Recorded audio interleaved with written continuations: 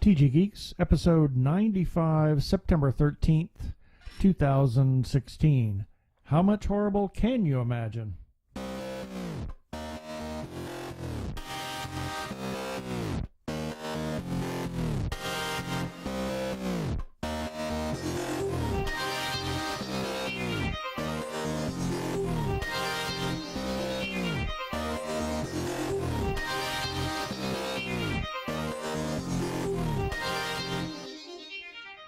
Hello and welcome to another webcast from tggeeks.com, where Ben and Keith, the Two Gay Geeks, talk about all aspects of geekdom and nerdery.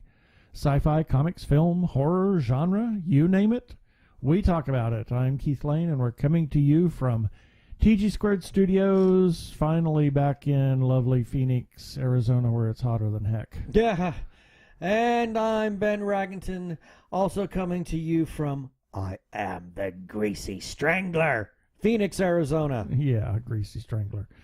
Yeah, we just came back from a week in San Diego at the Yes. Horrible Imaginings Film Festival, and man, what a week that was. Oh my Lord. It was craziness. We watched every single film in that 75 entries out of, what do you say, 3,000? There was over 3,000 that were submitted. That were submitted. And they brought it down to 75, and we saw every one of them. As well as all the panels and all of the entertainment, all of the stuff.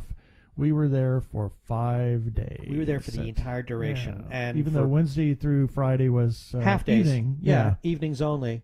You know, and if anybody wants to know what we thought about it, prior to listening to this episode, the notes for each day are on our website at tggeeks.com. Yeah, check those out. You're going to put links to each one of those. And days yes, I will be putting. Yeah, the show well. notes for this episode will have links to each of those days as well. Yeah. So we did a couple of interviews there. We just did a couple last year. We did more than we did this year. But yeah, that's because we're watching every single film. But this year Exactly. we got three interviews. Yeah. So we're going to launch into those interviews right now. Well, that was a wrong sound. Oh, it's a nice way to intro the interviews. Yeah. So, do you want to? Okay. Well, the first one is Grace Folsom. We saw her in, this was I'm not sure which night this was. I can't recall now because all things blurs together. Was this Friday night? Or Saturday? It was either Thursday night or Friday night, but we had a feature film, and it was Dark Exodus, and Grace Folsom plays Bethany. She is the unfortunate and unwilling recipient of some rather demonic soul, and we had a great time actually talking to her. Yeah, so we're going to play that interview right now.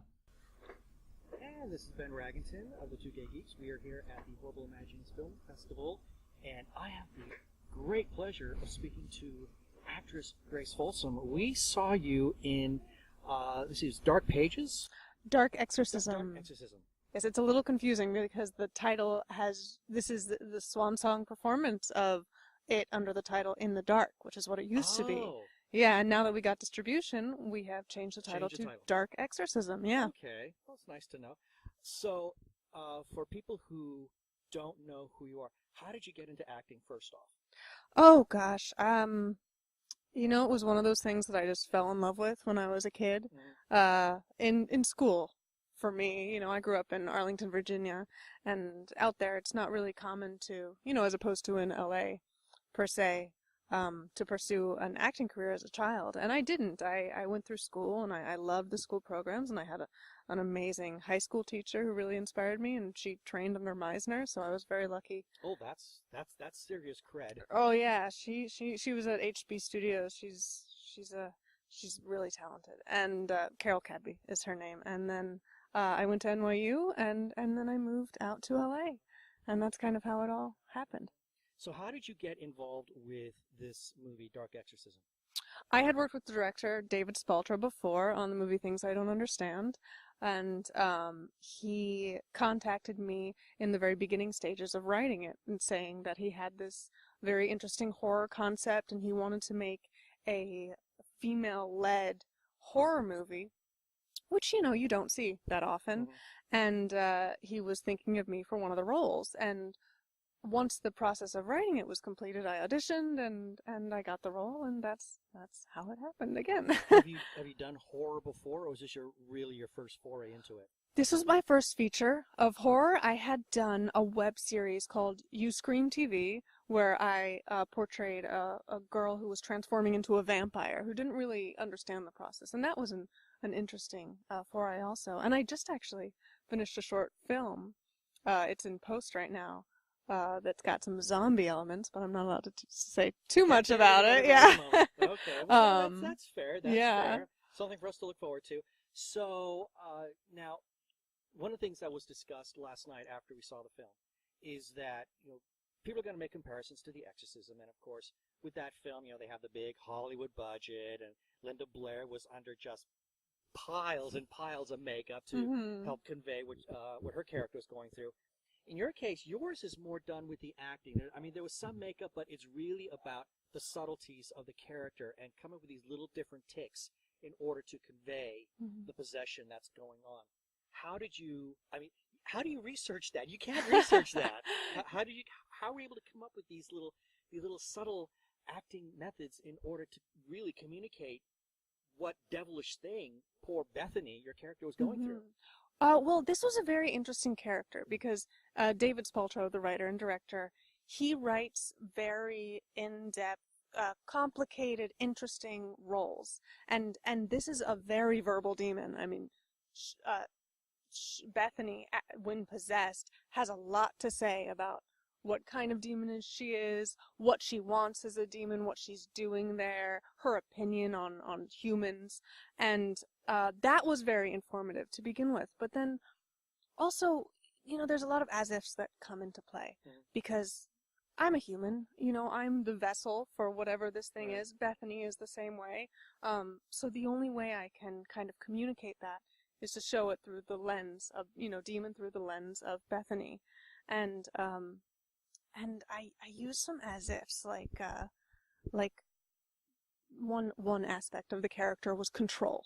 I think that a lot of the demons' emotions, because emotions are very human, a lot of them were controlled and manipulated in order to get what they want. But then there's that other level of when a demon is really angry, what does that mean? When they actually do experience emotion, what does that mean for them? Versus when they're trying to create a human emotion.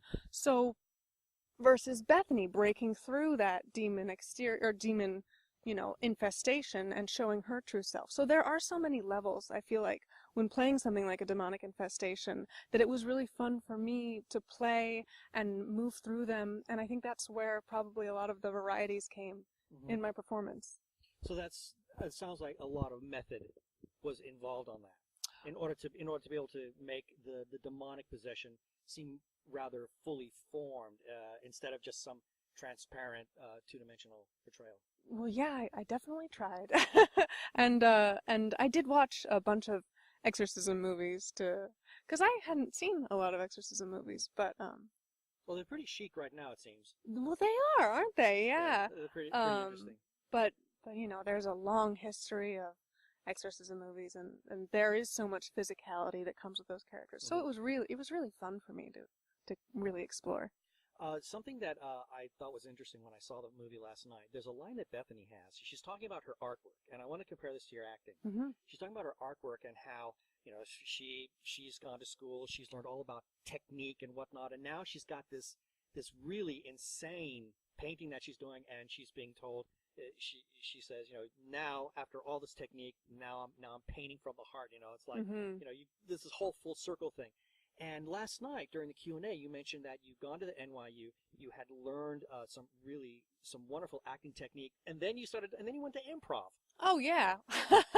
So is that kind of a full circle thing there too? And I'm just curious, was that applied a little bit to Bethany's character as an artist? Oh, absolutely. I think that a lot of artists go through that. You build up that technique, and then you have to trust yourself and let yourself go and kind of breathe into and live into the character. You've got to trust that it's there, because otherwise it's going to be forced and kind of put on.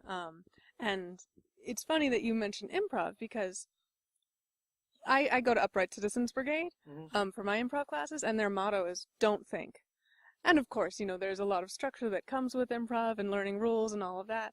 But that's exactly what they're saying. Go in and trust yourself and let that strip away and let your intuition and what you've already learned guide you.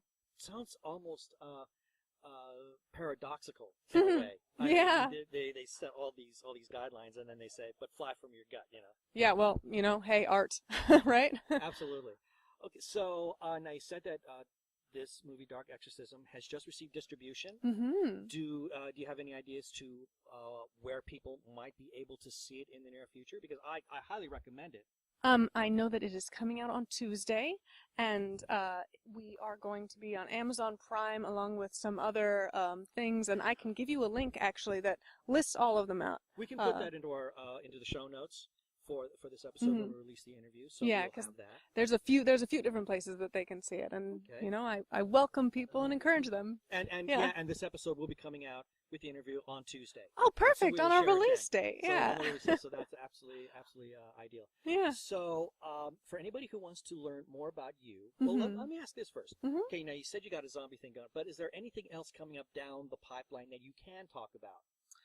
Oh gosh, well, I was in we filmed a feature in May that's in post right now called Tournament, which is a really interesting ensemble piece based on Magic the Gathering, the card game. For genre fans. Yeah, and that's going to be really fun, and that I think they're actually pretty close to getting picture lock, so that's something that you can look for in the future. And then I'm also in a movie called Search Engines, which received distribution and is on the festival circuit now, and you can see it at the Downtown LA Film Festival, not this coming Tuesday, but the Tuesday after, and it will be in limited release in theaters in October. Fantastic. So, for anybody who wants to know more about you, do you have any social media presence, or like the Facebook, the Twitter, the Instagram, whatever? Yeah, you can. Well, my website is gracefolsom.com. That's pretty easy. And then my Instagram is Grace Times, and my Twitter is Grace Folsom. So outstanding. Welcome. Well, Grace, this was a pleasure. It was a delight to actually talk to you. It was wonderful to see you on the screen last night, and as I've said, you were really. The entire movie is wonderful. Everybody turns in a great performance, but it was your performance that I thought really got to me. Thank you. It was really outstanding, and I can't wait to see more of your work in the future. Well, thank you so much. It really was my pleasure. Well, thank you very much. So for the Two Gay Geeks, this is Ben saying cheers. Okay, that was actually Friday evening. Was that Friday? Well, Friday evening we saw the film, right? And it was Saturday we had a chance to interview her. To Grace, yeah. So Dark Exorcism coming out actually as we speak. As of when this episode is released, Yep. she says Amazon Prime, and we will have the link for that in the show notes for this episode. As well as the other stuff. And then the next one we have. Well, this was interesting. We interviewed Justin Denton. He did a film for the psychological horror block called Burlap. He also had this fantastic VR setup too. He's a really brilliant guy in terms of marketing, and I would definitely say we need to keep our eyes on this individual. He's very clever, and I was terrified going into seeing Burlap. I'll talk a little bit about that later, but boy, were my eyes open, shall we say. So let's listen to what Justin had to say. And this is Ben Raggington here at the Museum for Photographic Arts in San Diego for the Horrible Imaginings Film Festival. And we are talking to Justin Denton. You are the director of one of the horror short films, Burlap, if I'm not mistaken? Yes, Burlap, and then there is a sister piece for it that is all virtual reality called Burlap Reflections. Okay, let's talk about the film first. Now, for anybody who doesn't know what Burlap is, what is it, and how did you come about that story? Sure. So Burlap is a psychological horror film about a lonely young serial killer who is desperate to put his sister back together. His sister? It sounds rather Frankensteinish. There's some elements of that. There's a little bit of old school feel to it mixed with some more modern, I don't want to say Eli Rothish, but kind of on the French extremism kind of feel. Is this a particular subgenre of horror that you find yourself particularly attracted to? I'm definitely really keyed in with psychological horror, but I'm not shy about gore, so I'm fine with gore. I love gore, and I don't mind mixing the two a little bit. Okay, so I'm sure there are people that kind of wonder about why gore. I mean, I know there are some people, me personally, I don't necessarily have a problem with it, but there are some people that do, and I'm sure they're kind of wondering, what is the attraction? I think that, we all have we come from different walks of life, and we have different things that are interesting to us, and it's one of the great things about horror. You can have things that are very, very low-key and psychological, and you don't see anything, and you can have things where you see quite a bit. And for me, it's always kind of weird whenever you see something that really is begging for it, and then they hold back, either for ratings purposes or whatever. And I think that's one of the nice things about indie horror is that you can kind of mix those genres, and that's okay. So for me, as long as that horror, the gore feels motivated, I'm completely fine with it. So the story of Burlap, where did that come from? Why did you want to make that story? Sure. So kind of Burlap was sort of evolved from a story that my mother had told me when I was a kid. Far out. Yeah. So my mother loves horror. I grew up watching Salem's a lot and reading a lot of Stephen King with her and things like that. And she used to tell campfire stories to me and the other kids in the neighborhood as the sun was going down right before they would all have to go back to their houses. Long place is popular. Yeah, very much so. So I grew up with this in my blood, and Burlap is kind of a deviation from one of the stories she used to tell me. Indeed. So you've also have this VR experience, Burlap Reflections, you call it. Now, this is something that is completely new in terms of anything that we've seen here at the film festival that I can recall. How did you come up with that idea?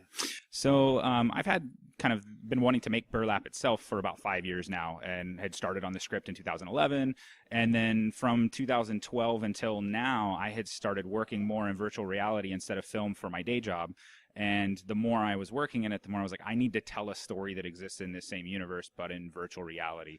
Since I was already so deep into kind of what my character's lore is and everything else, and we had this great set that we had built for our killer, I just knew it was a space you had to live in as well as just watch on the flat screen. So, I would like to think that for anybody who wants to see Burlap, they don't need to do the VR experience itself, but this is something that could help better understand the world that the story takes place in. Yeah, I mean, I think it's one of those things that we're starting to, especially with binge watching and things like that go on now, you tend to want to exist in a world beyond one piece of media. And I think, we used to kind of get attached to this idea of what we called new media when things were coming out on the internet, but I don't think that was really new media. It was just a different way to present the same type of media, maybe just in shorter form. To me, virtual reality is one of the best new examples of genuine new media, where it's a completely new way of telling a story, but you can tell it in the same universe of something you've been exploring already. So, now, how old is this film, Burlap, of yours? This would actually be the California premiere for festivals right now. The film was finished in April of this year, and I did a preview screening of it at Monsterpalooza, and this is actually the second screening for it.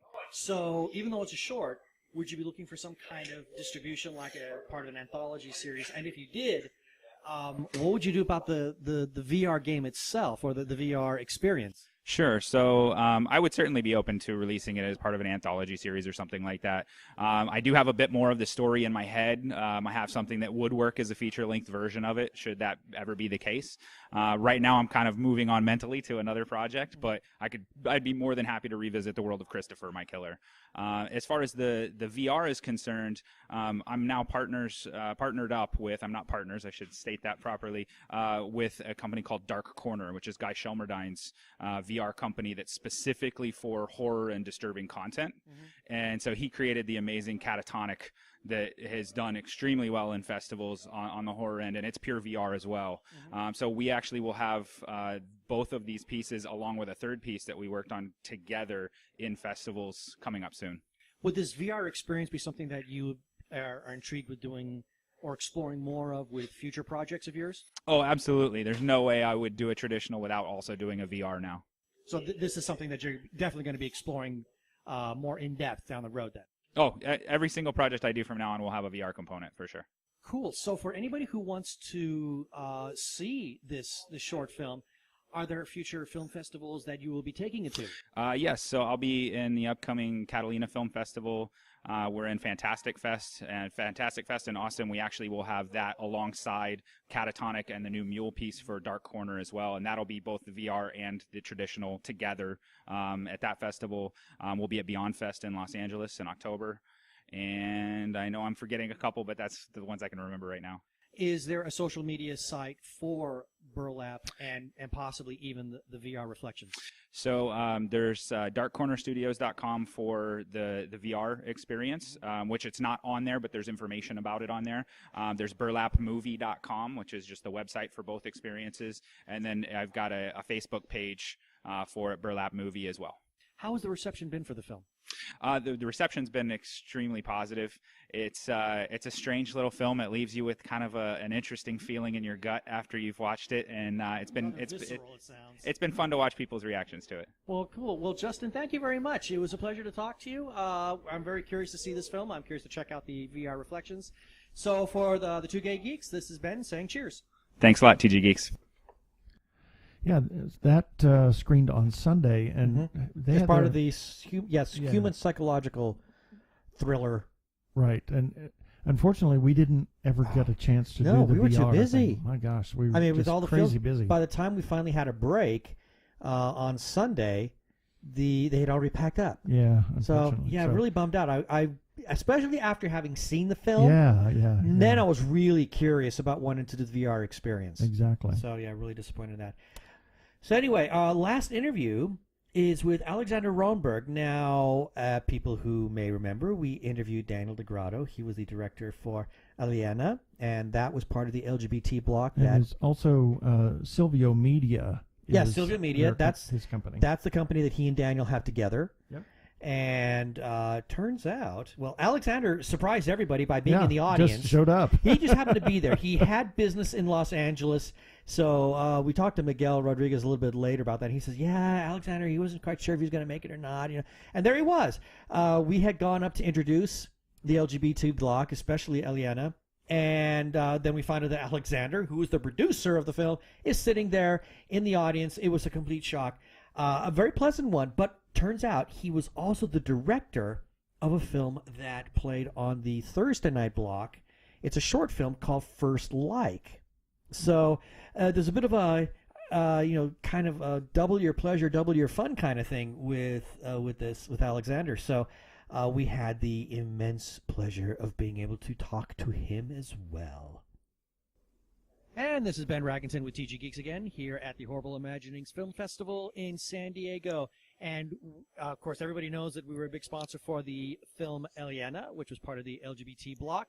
And we have the producer, Alexander Ronberg. Thank you for having me here. Oh, it's a pleasure. This was a real surprise. We weren't expecting to see you here. No, I'm very honored to be here. I've had a few meetings in LA, and then I thought, why not go down to San Diego? It's beautiful here. Well, Great films. This is rather fortuitous because it turns out you had another short that was part of this film festival. That was First Like. Yeah. So I was a bit surprised because Elena was accepted, and then First Like got accepted, and we weren't sure that both of them were accepted. So that was a surprise for us too. Now, you're the producer for First Like? I'm the director of First Like. Oh, you're the director. Yeah. So Okay. Daniel actually produced First Like, and Oh, so I it was produced a Elena. flip-flop It was a flip flop. Oh, that's really nice. So, for anybody who wants to know, and of course, First Like, that's kind of a cryptic title a little bit. It's got something to do with social media. So, for anybody who wants to know what First Like is about, in a nutshell, what is it? In a nutshell, is a tagline: first to like, first to die. So it's easy. You press you press like on Instagram, and then you die. Where did the story come from? It came from we wanted to do a very, very short horror film. The writer Sarah B. Elfgren, she's a brilliant writer. You should definitely check her out. Her book The Circle was released in the U.S. It's a urban fantasy legend book. But so we thought about making a very, very short horror film that we could maybe put online. And then we started talking what kind of silly things are out there. And So you like the idea of interjecting humor with the horror? yeah. Especially in the short form, then, I Yeah. guess. Because Eliana, there's like really little humor there. That's a very serious story. But that was adapted from a graphic novel. That's a graphic novel by Kim W. Anderson. That's released now by Dark Horse here as well. How did you get attached with Elena? Well, Elena was, I know the director and I, we have the company together, and then we're a friend of Kim W. Anderson as well, and he wrote this comic book. Then Daniel and Kim, they started talking about it, and at the time there was a scheme or a scam from the Swedish Film Institute and TV to make short films, and in Sweden we don't do any genre films, like literally none. Oh, really? Yeah. Oh. We made Let's Write One In, and then there have been a few attempts of more driven maybe by enthusiasm than by business or money or filmmaking, actually. Right.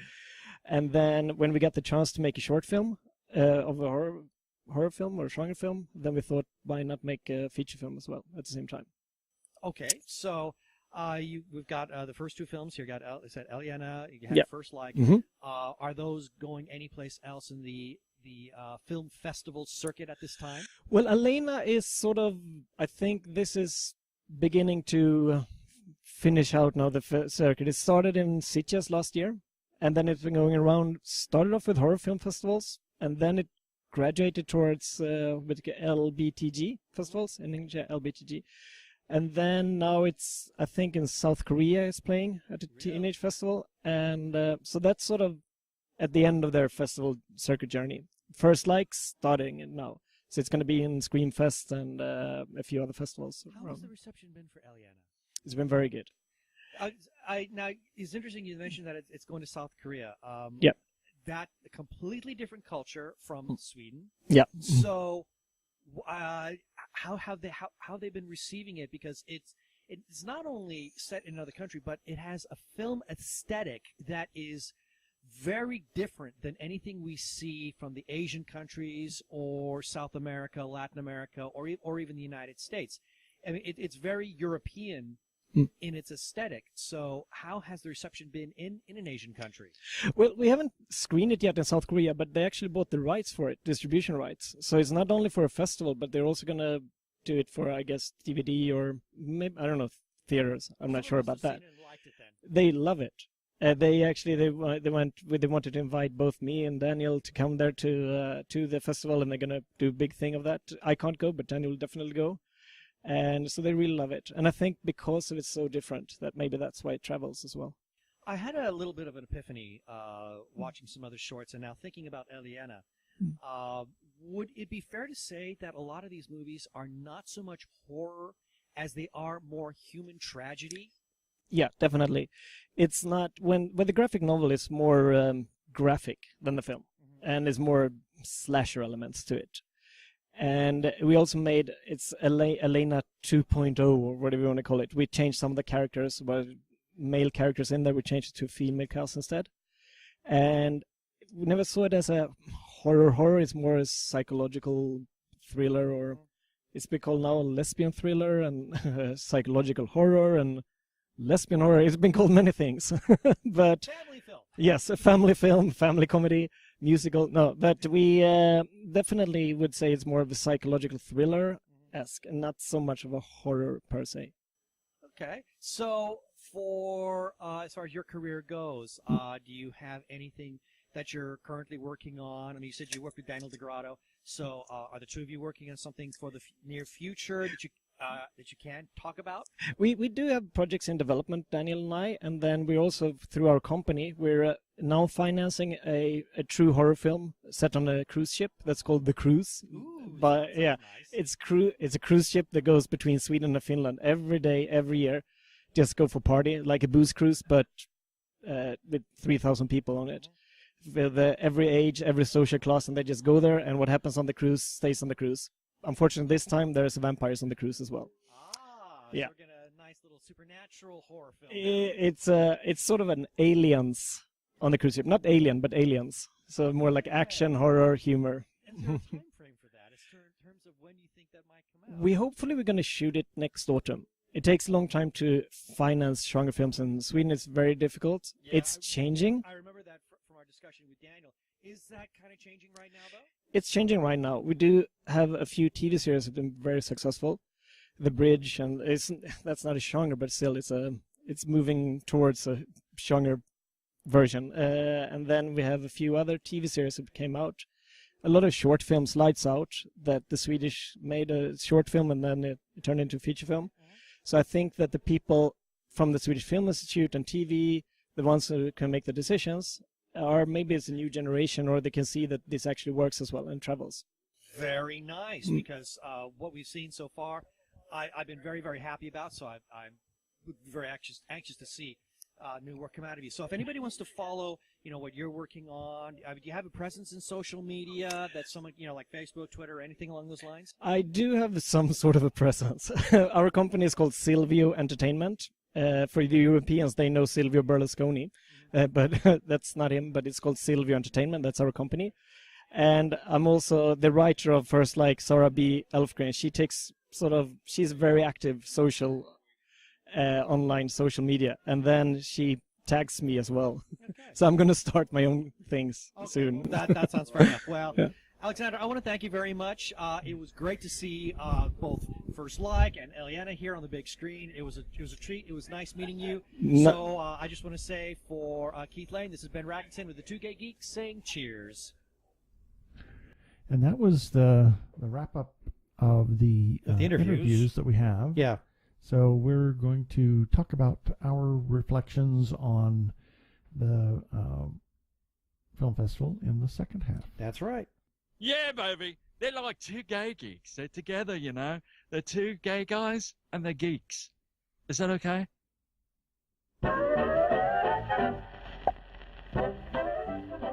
And here's a few selected birthdays for September 12th through September 18th, 2016. September 12th, Neil Peart. I believe he's turned 65. Yes. I read that right. Yeah.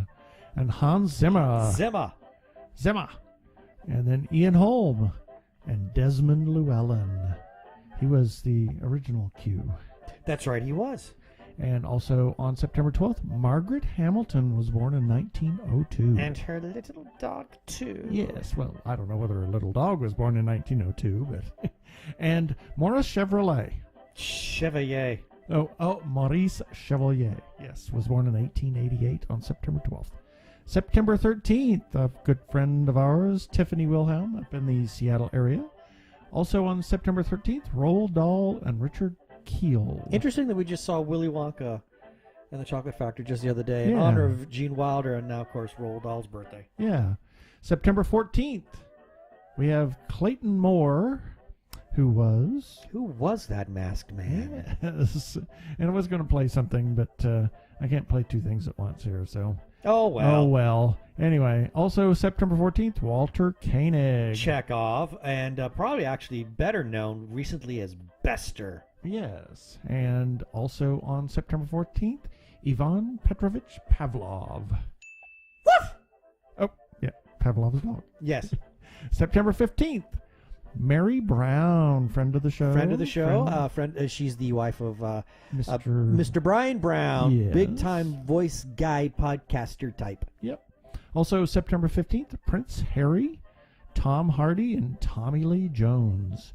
We have Fay Ray was born in 1907. Miss King Kong. Yes. Oliver Stone and Jean Renoir was born 1894. September 16th, Peter Falk. On September 17th, Roddy McDowell and Anne Bancroft, Mrs. Mel Brooks.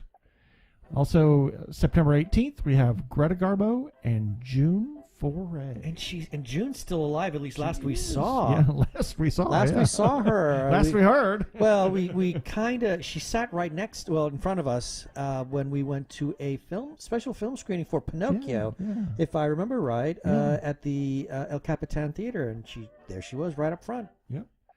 So that is it for the birthdays this time.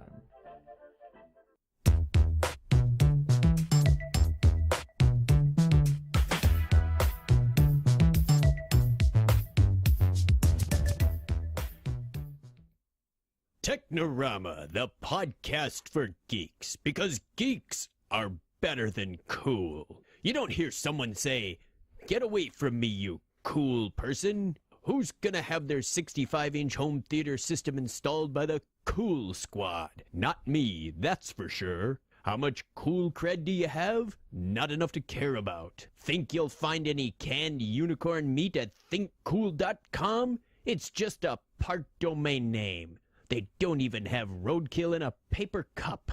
That's why you need to start listening to Technorama, because that's what geeks do. Go to chuckchat.com and listen to Technorama before you turn cool.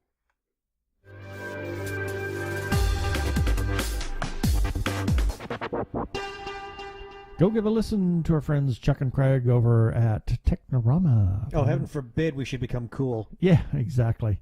And we normally would do our feedback at this time. However, this week we're actually gonna do it all next week. We're gonna hold it because we just got back into town. Yeah, and it's late, and I have to travel tomorrow. You have to travel, and we really wanted to make this more about the film festival. Yeah, so we'll do feedback next time. So, let's see. I got to get my script. Okay, here we go. Hi, this is Pia Thrasher, filmmaker, actress, and artist, and you are listening to the Two Gay Geeks.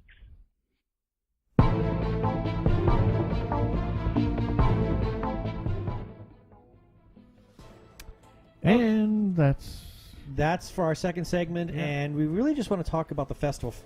So we want to hit on a couple of films that we kind of took away from the opening night. It started off with the animation. Oh my gosh! Which there was some really nice animation. Yeah, there really was. And I'm only going to touch on a couple of these. There was one, Dad's Fragile Doll. This came from Tehran. And this one looks like it was all done by pencil sketch, and it's a long, short film. Yeah.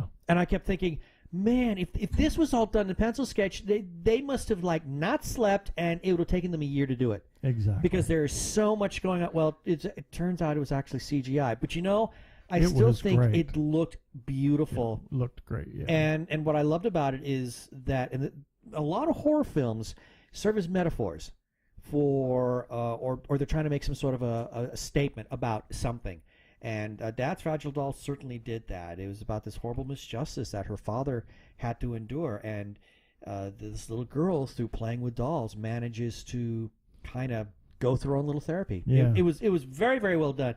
And there was a couple of others. There was one that was really cute, Beware of Bunny. Oh my gosh, that was so cute. What was your take on that? I loved it. I thought it was funny. It was delightful to watch. I mean, it was horror in the sense of the subject matter, but it was just fun. Yeah. I kind of viewed it as Peter Cottontail meets Cthulhu. Yeah, exactly. Yeah, that was very, very enjoyable. But then there was we had a feature film that came after that, or was there something? Yeah, there were a couple of... So the others that you wanted to talk about? Yeah, the Detectives of Noir Town. Oh my gosh, how did I forget about the Detectives of Noir Town? This was probably my favorite one of the night. Yep, it was puppets and humans coexist, and it was, oh gosh, it was so campy. It's crazy. Really campy. They did it in black and white, and the lead character is a puppet, and it has that Muppets kind of puppetry feel to it. And there was one, if there's anything to take away from this, is that puppets are looked down on in terms of they're not considered equals to humans. Boy, was it funny. It was funny, and it was smart. Yeah, it's a very, very smart little short. I very much enjoyed it. Yeah. And then there was the feature film. The feature film, Tag. Out of Japan. Oh my God! This was wow. I kind of at times I felt like it was part Matrix. Other times it felt part Quantum Leap. Yeah. Within the first 3 minutes of the film is the single largest body count. Oh, the best body count I've ever seen. I mean, there was such a massacre. And that's a film that really did hit the ground running. It was really enjoyable. I liked it a lot, and it kind of has you thinking. And I thought there was actually some good acting on there. Yeah, there was some. There was some very good acting, because a couple of days later we were just having a little private conversation with Pablo Santo, who lives in Japan, and she made a comment about another film that played, and she referred to that acting as kabuki style, and which she doesn't like. And Tag didn't have that. It had some really good acting from this largely female cast. I enjoyed it a great deal. It's Quantum Leap meets The Matrix. You really don't know where it's going, and it doesn't really answer all the questions, but the presentation is so strong that I couldn't help but enjoy it a lot. And that was day one only. Day one only, and we just covered a couple of things. Yeah. There. So day two started off with a documentary. This was like so not horror. Yeah, but it was a good movie. It was a great feature. It was a great documentary. It was called The Last Pinoy Action King, and it was about Rudy Fernandez, also known as Du Boy in the Philippines. He came from a poverty, film obscurity. family. Yeah, but the family, they really didn't have a lot.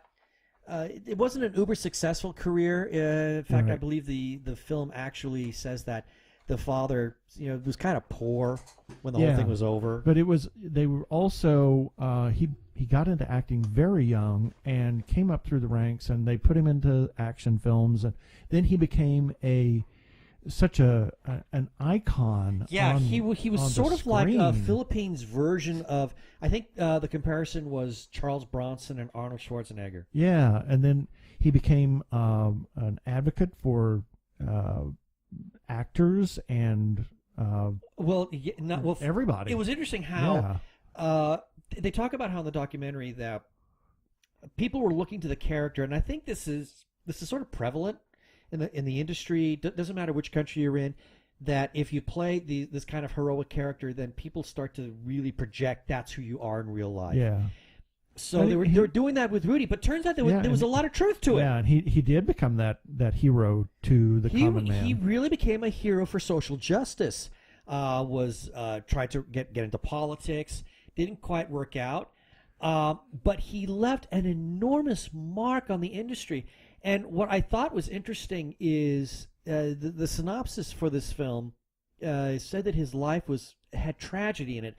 Not really. I mean, he's passed away, and he didn't end well health-wise. It's not because of anything that he did wrong.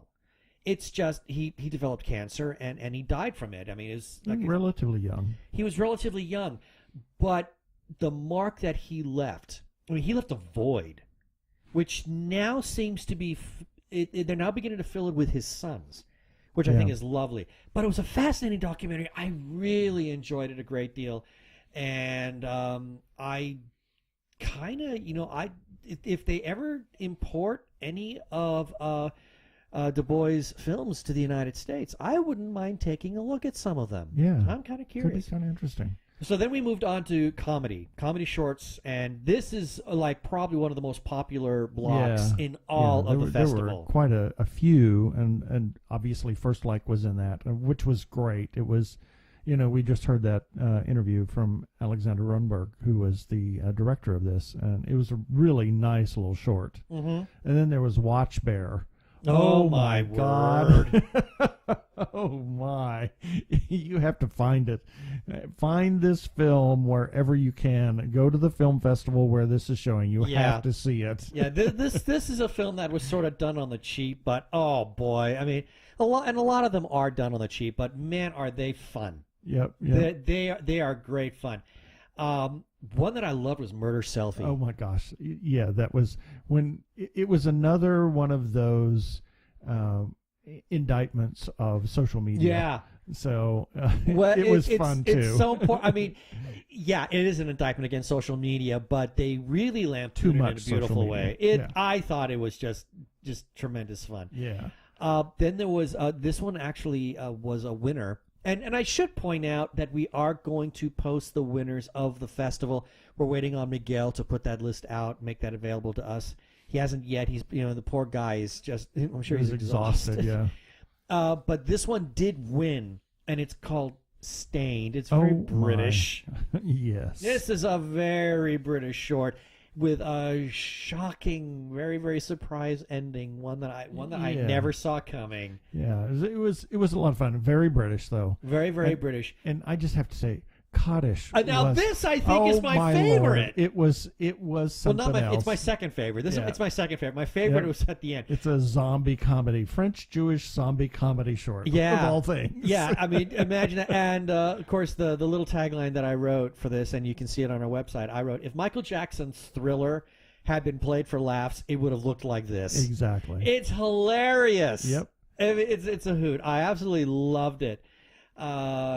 We just have to say, landscape was fun. Landscape, It was you know, about yeah, a beware, garden gnome. yeah, Yep. beware garden gnomes because they'll betray you. Yep. Dark Roast. Dark was Roast fun. about the Grim Reaper. Yep. Yeah. One that you didn't care for because you don't like mockumentaries, but Zombie Yeah, Next I didn't Door. care for Zombie Next It Door. was a longish short. Yeah, and it was a about mockumentary 20 minutes about or so. what happens after the zombie apocalypse, and they become part of your family. everyday. Zombies become everyday things. Yeah, this is the become apocalypse pets, is if you over, will. and now they're being integrated into mainstream society, and it's just weird. It's like Christopher Guest meets George Romero. Not my favorite, but I enjoyed it. It was okay. And then, oh my word, The Procedure. Oh God, this one had, I mean, I kid you not, people heard me throughout the entire theater just screaming with laughter on this one. There are no words. That's all I can say. Cannot describe You it. Can't, no, you can't. No, I can't. It defies description. Well, and you can't without giving it away. No, so you have to see it. That's all I got to say. Yep. If you're ever at a film festival, and they're doing a comedy bit, and The Procedure is one of them, by all means go see this. You will not walk away the same. Yep. And then we had a little another feature was a documentary that was preceded by a short film from Japan. Mm-hmm. But the feature documentary was Hail to the King, 60 Years of Destruction. This was about Gojira, or Godzilla as we know him here in the States.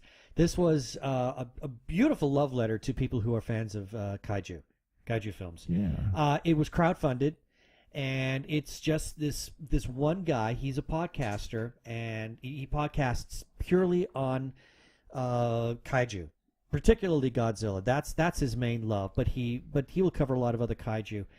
And he went to Japan and talked to a number of people that have been involved in Godzilla films. And I mean, he even talked to a few actors that I actually recognized from the classic 70s and 60s and 70s Godzilla films that I used to watch as a child. So I'm a big fan of the Japanese monster film. I love kaiju films.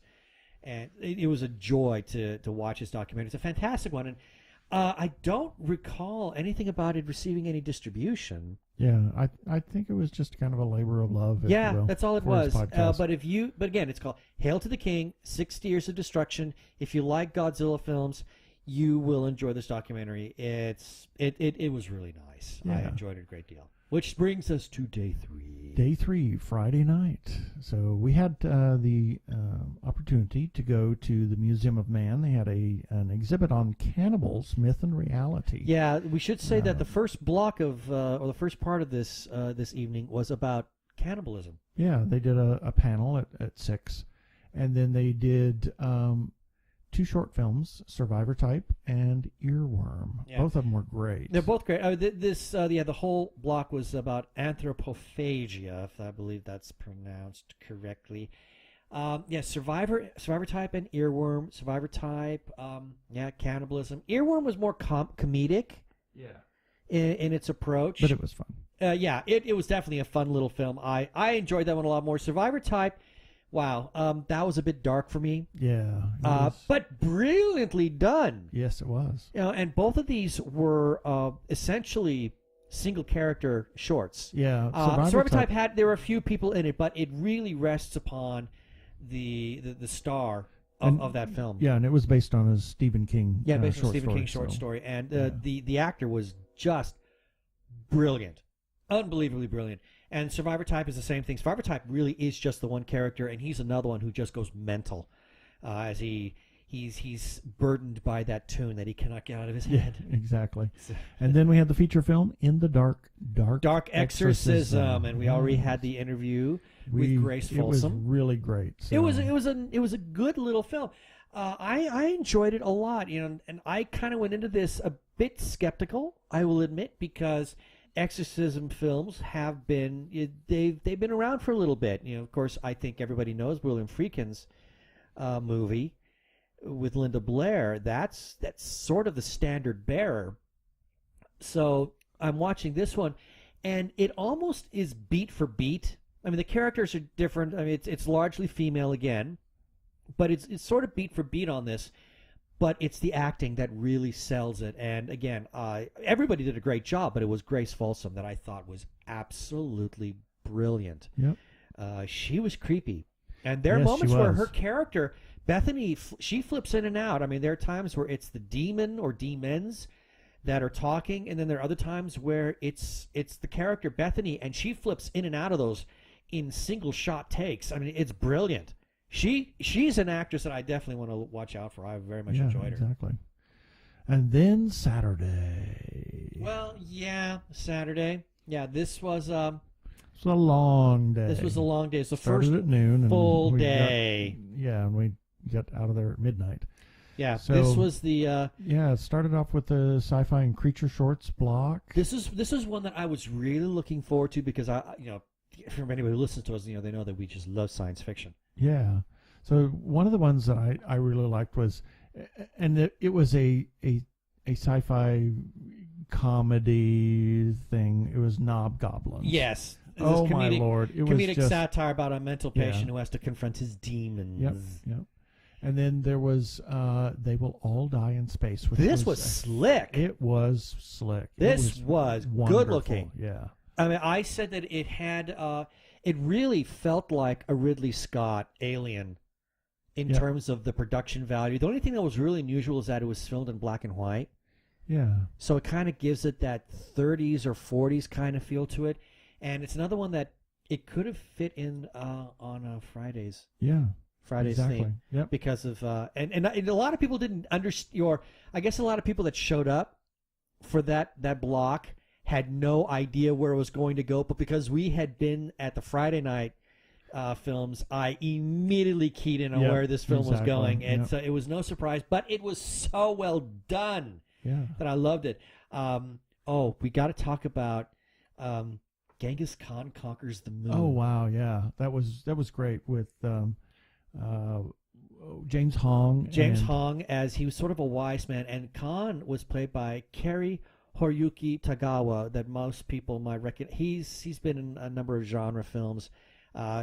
Just Google him and you'll recognize him immediately. Yeah, it was a nice little film. It's a very short. It's a very slow piece. Yeah, but it was a thought piece. It's a very thoughtful piece, and one that really kind of tells. There's an excellent message and it's being delivered to Khan, and really much to anybody. And what's the whole purpose of conquest? Exactly. What do you do when you conquer everything? What then? Yeah, and then there was the disappearance of Willie Bingham. Oh, which was, this one freaked me out. Yeah, this was made a statement on capital punishment. This was really this was where does it stop, and where does it turn to vengeance? Right, and where does it? Where does justice and vengeance? I mean, where do you draw that line? And then when does the Punisher become the Punisher? When does the victim become the Punisher? Exactly. So the victim or the victim's families become the Punisher. Yeah, there was one other I want to touch on. It was very disturbing. Air. Yeah. Yeah, this one. Strange. This was about child abuse. Yeah, it was. It's very sick, very very sick. But it makes one heck of a powerful statement, and I really have to admire when filmmakers can actually do something along these kinds of lines, when they can actually make some sort of a public statement about a very serious issue and do it in the guise of any kind of genre film. I mean, it was very, very powerful, just like Disappearance of Willie Bingham was. I mean, again, it leaves you shaken. I mean, because I was just disturbed when the whole thing was over. Yeah. So this then brought us to the block that we were very much attached LGBT to. block of films. Yes. There was Zurch, which won an award. Yeah, this was... Or won 2 awards, actually. This is the GLBT Lovecraftian. Yeah, it was very Lovecraftian. Very, very Lovecraftian. And it kind of tells a story about, are you drawn to the darkness in others? Yeah. Do you want to, is the darkness drawn to the darkness in you? Yeah. Because that's a lot of things that Lovecraft really touches on. People that just have this attraction, this compulsion to want to further explore the dark. Yeah, and then we had Black Bear, which I really liked. I would just simply say, if Monty Python ever produced a public service announcement about bears, this would be it. Yep. And then we had feature film, Elena. Yes. And, which we all, of course, we just had the talked interview about with that. Alexander again. Yep. Then we had a panel by Aaron Soto. Yeah, who we interviewed last year. Exploitation. He gave this great. It was fantastic. Oh, it was great. And he really. I didn't care for the second part where they talked about the vedettes, the women, but the first part about Mexican horror. Man, that was great stuff. I wouldn't mind getting my hands on that. There's a couple that I would like to see. So. Yeah, El Vampiro. Yeah. For one. Yeah, that looked really good. Then they had a horror and literature panel with 4 or 5 local authors. Yeah, local authors. And then we had a feature film with a short. Actually, Bionic Girl was supposed to play in earlier, but they didn't get moved that in there. But they put Bionic Girl in there, and then Death Metal, which was hilarious. Oh my gosh! And then the movie Beyond the Gates, which was incredible. I loved this movie. I want to own this film. Yep. Seriously, I want to own this. Actually, I wouldn't mind own. I would own that game. It's about VCR board games. Yeah. Wow. Read the article for this on our website, and again, we'll have the show notes. You will. I love this movie. I want it to be distributed, and I think it did receive distribution. He said that he had made. There were a couple of copies made. There were a couple of copies made? They had not distributed them yet. And hopefully we're going to be able to talk to Jackson, that was the director, Jackson Stewart. Yes. Hopefully soon. And I would say that it also stars Chase Williamson, and if anybody doesn't know who he is, he was in his big breakout film, was one of the most bizarre horror films of all time, John Dies at the End. So he was one of the stars of this film. I loved this movie. I can't wait to own it. Yeah, and then there was some performance art out on the lawn. Yes, the Horror Cabal of Anna Januszkiewicz. Yes, and then they did some campfire readings, scary readings. Yes, that was a late night. Yes, it was. I didn't get to bed till 2:30 in the morning writing this notes up. Yeah, and then day 5. Day 5, final day. Yay. Sunday. And this is the day that I will admit I was most dreading, but walked away from probably most appreciative of. Yeah. They started off with the Human Killer and Psychological Terrors block. This is something that I'm not a fan of, but boy, talk about my eyes were open. Stuff in there. It started off with a music video. Dante, who was Dante Moran, who is from San Diego and is also associated with Horrible Imaginings, did what is a rap horror short. It was really interesting. I mean, I'm not into rap. No, not into rap, but the message, if you listen to the words and the production all horror value related and the production values, what a great little short. It was really something else to see. And it's a series. It's part of a series. Yeah. He's actually touching on Dante's Inferno and all the circles of hell. Yeah. So we need to get in touch with Miguel about, because I would like to interview him. Yeah. We chatted with him briefly at the end of the night, but I would like to talk to him at greater length. Yeah. And then there was, let's see. We had Disassociative, which is a little short, very graphic, but very weird. It was all part of some wild, crazy experiment to shoot 3 films in 2 days. Yeah. It's very, very disjointed, but psychologically fascinating. Yep. And then there was Ellie, which was, what was that one? Well, this is a girl who she was trying to, let me see, the description is, surreal film told through very colorful lighting about a man who simply wants to escape his capture. Very minimalist. Yeah. But it was actually a student filmmaker. Yeah. So it was very interesting. Very then interesting. there was, oh my gosh, Surgery. Surgery. Oh my God. This was another one of these sicko ones. But I like it because it sort of turns things on its head. You think this man is a victim of some very sadistic people. Maybe not so much. Yeah. Maybe he's getting his just desserts. It plays with your head. Yeah. Which was fun. Yeah. Then there was Postpartum. And he received his California gosh. premiere. Yep. You know, and this is, and I made a reference to this in our interview with Alexander Rohnberg about human tragedy. Postpartum and Burlap, which we'll talk about in a minute, are less about horror and really about tragedy. Postpartum really is, they take it to an extreme in this. The director, Izzy Lee, she really took this to a really outrageous extreme, but it does address the serious issue of mental illness that comes out of postpartum depression. Yeah. And, you know, what women go through sometimes after they've given birth. But this was extreme. This was very extreme, but it still carries the point, which I thought was good. And then there was Bunker Game. Oh, yes. Oh, my gosh. That one. This was another one of those that kind of plays it on its head, and it crosses subgenres. Yeah, and then it veers off. Yeah. At the very end. At it's the like, very oh my end, God, it's like it it took does a twist. Yeah, it does a huge twist, which, again, it's fun to play with the audience's mind like that. Then we had Burlap. Burlap, yep. And this is another one of these things where I went into this one terrified because I was just so afraid of this being just some really horrible, torturous slasher film, and it wasn't. Even though we have our quote-unquote villain, it turns out there's something, I actually felt bad for him by the time the short was over. So this is one of the nice things about psychological horror films. They can be very educational, and you realize, maybe it's not so black and white. Yep. And then Night of the Slasher. Yes. We got to see it on the big screen. So it was really great on the big Yeah, screen. it And was Shant Amassian, the director, and of course we have the link, for the review and for the interview. We'll have that again in the show notes for anybody who wants to see it. But yeah, Shant was there. It was great to see it on the big screen. I loved it. It was great. Yeah.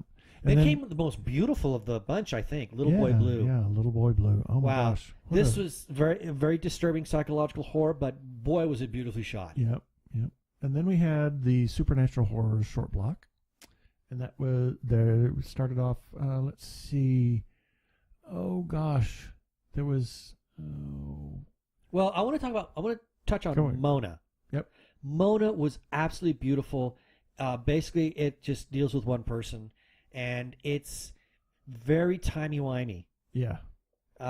You're meant to not know what's really going on, and that's the nice thing about horror sometimes, especially the short films.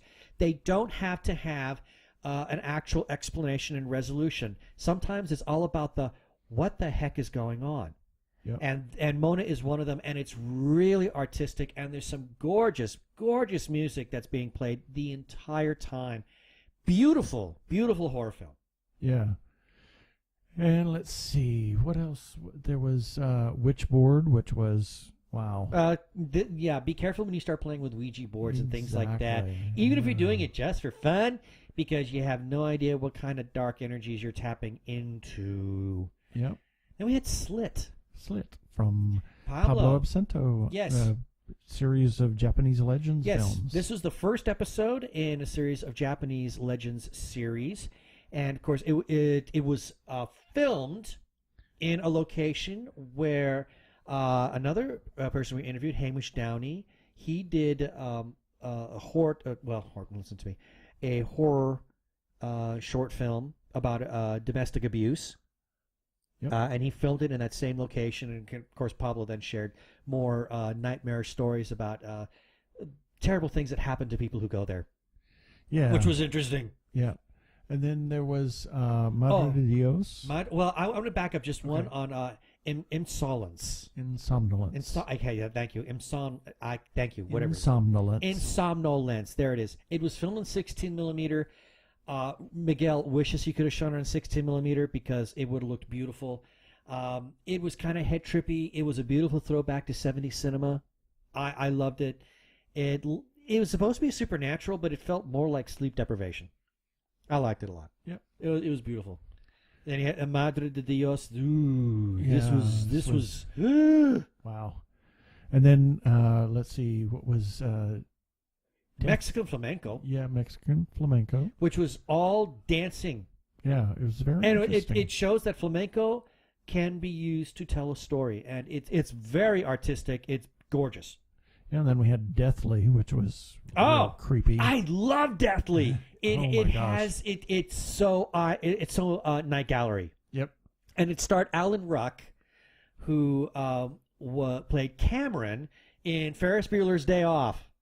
Yeah. And he did a great job. He did a great job, and he's really done a lot. And I only want to briefly mention that he's done a lot for independent features. Yeah. He seems to be like Robert Picardo. He's become a champion of independent features. So kudos to Alan Ruck. And I thought he did a fantastic job, but it was so well shot.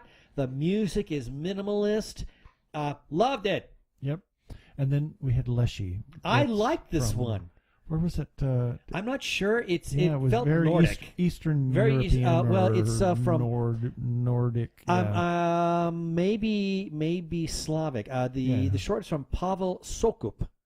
Yep. Might be Russian. You said it was more like an episode of Grimm. It started off. It felt like it could have been a feature film, but as it went on, it really felt like it could have been a very long episode of Grimm. I enjoyed it a great deal. It was really nice. Yeah, and then we had a feature film with a short.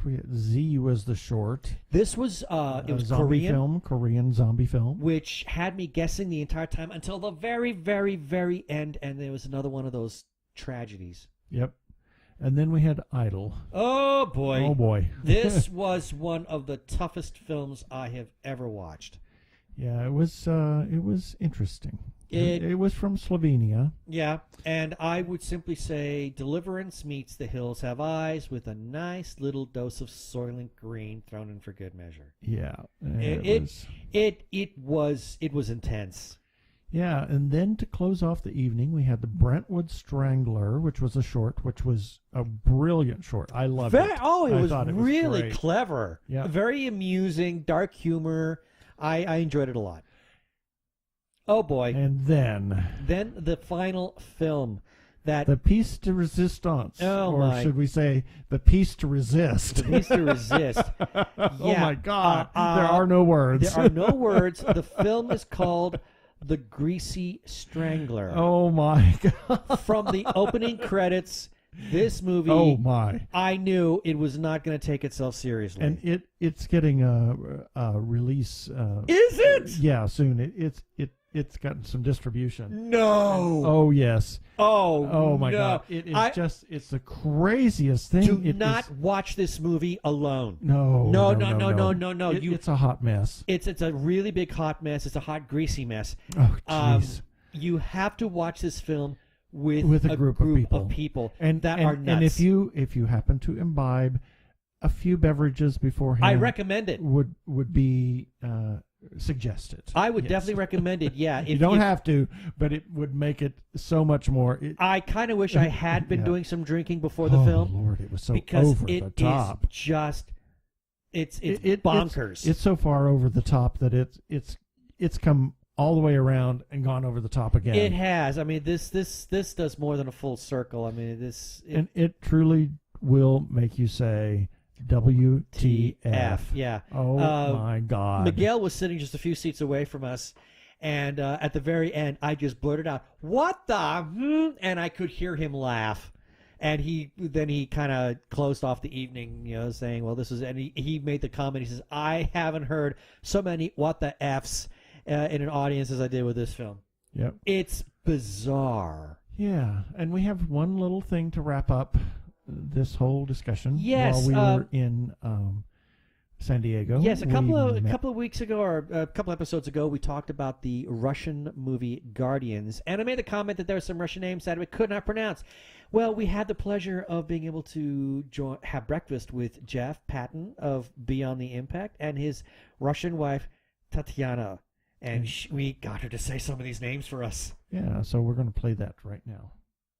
We are here in San Diego, outside in the bakery Bread and Sea, and we're having breakfast with Jeff and his lovely wife, Tatiana Patton of Origin Beyond the Impact. And for anybody who doesn't know, Tatiana is she's skilled with the Russian language. She knows the mother tongue very, very well.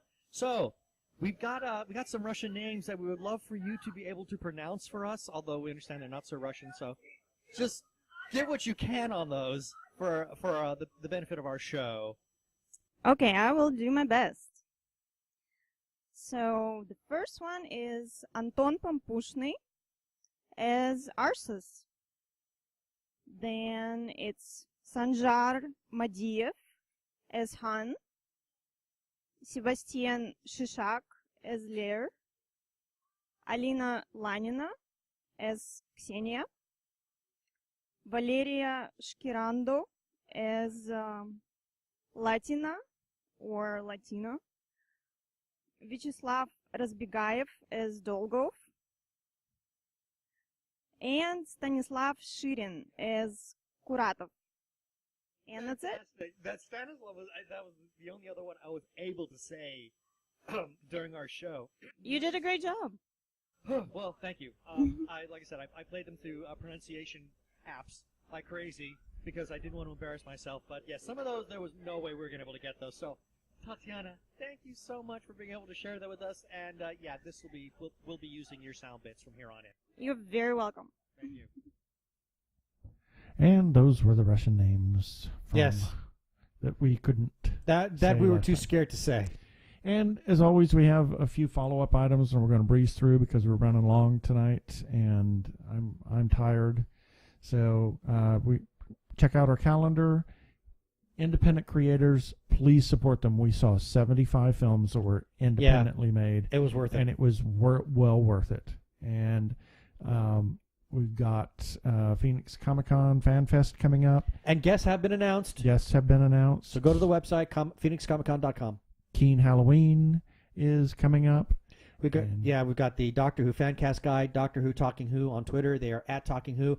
We have the Arkle Times Post Dispatch News that's put up by Brian Weber. Go check him out. Social Justice Scald at Arkle. He also has the Incorrect Star Trek Voyager quotes on Tumblr. We'll have the links for that on the website. And the Twins Lookie Show at Lookie Show on Twitter and Lookie Show on YouTube. Check it out. And, of course, must say thank you to Jeremiah Reeves. He's the moderator of The Gay Geek on Facebook. Check it out, facebook.com/groups/The Gay Geek. Thank you, Jeremiah Reeves. Thank you, Jeremiah. And check out our Amazon ads, as always. And lastly, please rate us on iTunes. Please, please, please.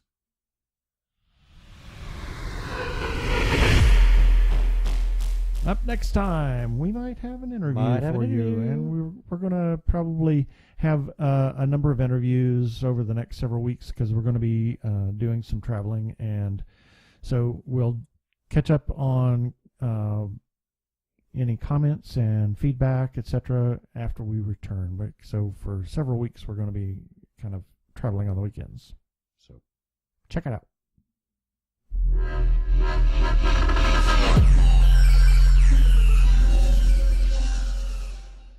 Okay, that should do it for this episode of TG Geeks Webcast. Be sure to check out the article for this webcast episode. We're going to have the links to each day at Horrible Imaginings Film Festival. And remember, you can comment on our Facebook page or our website, tggeeks.com, or you can leave us a voicemail at 469-TG-GEEKS. That is 469-844-3357. From TG Squared Studios, I am Keith Lane. Thanks for listening. I bid you peace. Cheers.